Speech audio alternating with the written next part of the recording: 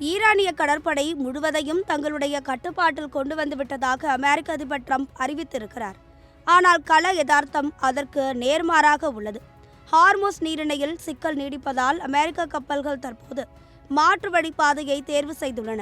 அந்த வகையில் ஹார்முஸ் நீரிணையுடன் சேர்ந்த செங்கடல் பகுதியையும் தவிர்த்து வருகிறது. ஏனெனில் செங்கடலின் தெற்கு பகுதியில் ஏமன் அமைந்துள்ளது. அங்கு ஈரானின் ஆதரவு பெற்ற ஹவுதி கிளர்ச்சியாளர்கள் உள்ளனர். இதனால் செங்கடல் வழியாக சென்றால் தங்களின் கப்பல் தாக்கப்படலாம் என்று பயந்து ஆப்பிரிக்காவை சுற்றி நீண்ட பாதையில் சென்று அரேபிய கடலை அமெரிக்க கப்பல் அடைந்துள்ளது. இதனால் கூடுதலாக $4 பில்லியன் செலவு ஏற்பட்டதாக தகவல்கள் வெளியாகி உள்ளன. ஒரு பக்கம் ஹார்முஸ் நீரிணையில் கன்னி வெடிகளை புதைத்து வைத்து ஈரான் அச்சுறுத்தி வருகிறது.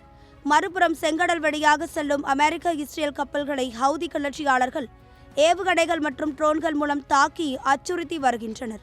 ஹார்முஸ் நீரிணையை கட்டுப்பாட்டில் எடுத்துவிட்டோம் என்று ட்ரம்ப் அறிவித்தாலும் அவர் மீது நம்பிக்கை இல்லாமல் அமெரிக்க கப்பல்களே மாற்றுப்பாதையில் பயணம் செய்ய ஆரம்பித்துள்ளன என்பது குறிப்பிடத்தக்கது.